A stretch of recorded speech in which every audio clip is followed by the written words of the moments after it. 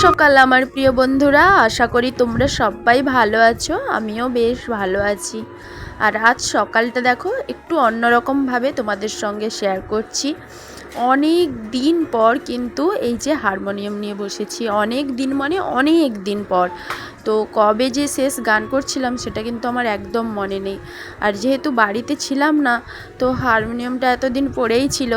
তো ভাবলাম যে একটু বাজিয়ে দেখে নেই ঠিকঠাক আছে কি না, যেহেতু যন্ত্রের জিনিস তো কিছু খারাপও হতে পারে অনেক দিন পড়ে থাকায়, তাই একটু বাজানোও হবে আর গান গাওয়াও হবে, আর হারমোনিয়ামটা ঠিকঠাক আছে কি না একটু দেখে নেব।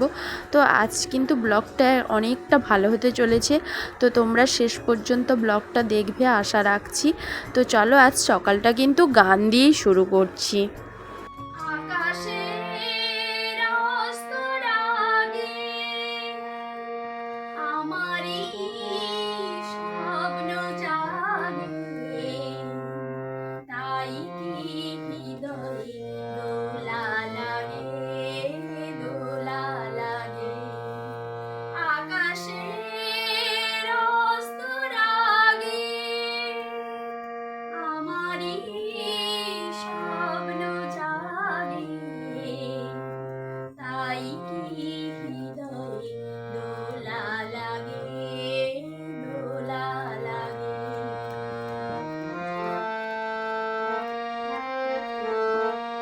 তো এখন দেখো সকালের জলখাবারটা খেয়ে নিচ্ছি, রুটি আর শসা কুচি আর ডিমের পোচ করে নিয়েছি।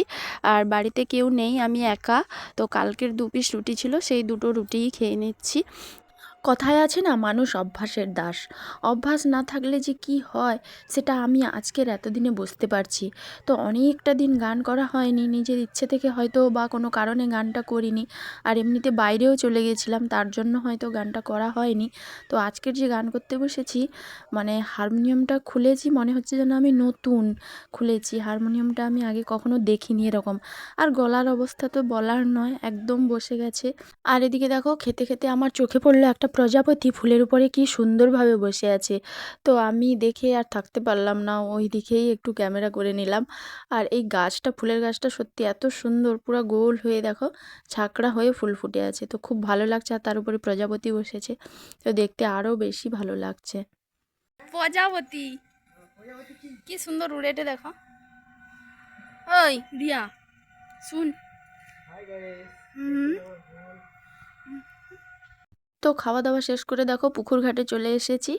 আর আমার শ্বশুর মশাই সকাল সকাল এই মাছগুলো এনে দিয়েছিল, আমি এখন কিন্তু কেটে নিচ্ছি। তো দেখো কত বড় বড় চিংড়া মাছ। তো সত্যি এই সব মাছ কিন্তু আমাদের এখানে না খুব ভালোই পাওয়া যায়। এই চিংড়ি মাছ বা চিংড়া মাছ বা কাঁকড়া, এগুলো আমাদের এখানে পাওয়া যায়। এমনিতে আমাদের পুকুরেও এরকম সমুদ্র কাঁকড়া আছে। তো কোনো দিন যদি ধরতে পারি তোমাদেরকে দেখাবো।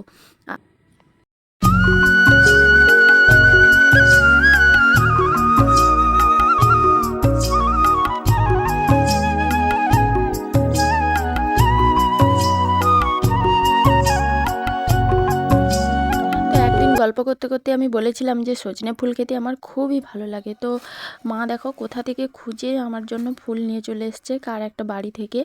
আর আজকে কিন্তু দেখো এই যে মানে ওই চিংড়া মাছের ঝাল আর হচ্ছে ওই ফুলের ভাজা। তো কে কে এই ফুলের ভাজা খাও তো কমেন্ট করে জানাও, কিন্তু সত্যি খুব ভালো লাগে। এই ফুলের যা করো, তরকারি রান্না করো বা ভাজা করো বা পকোড়া করো, এই সজনে ফুল দিয়ে খুব সুন্দর হয়। আর তরকারিটা দেখো কতটা সুন্দর হয়েছে। আর এবারে সজনে ফুলটা রান্না করলেই হয়ে যাবে। তো একটু আলু দিয়েছি সজনে ফুলের সঙ্গে, আর একটু মটরশুঁটি দিয়েছি। তো এই দিয়ে কিন্তু ফুলটা রান্না করে নেব।